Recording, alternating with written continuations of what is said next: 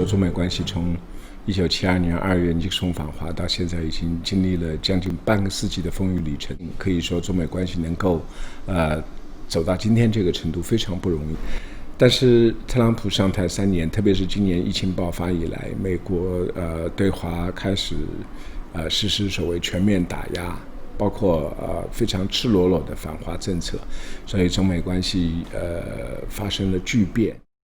这个美国现在的执政势力是一种非常保守的民粹主义的反全球化的这样一种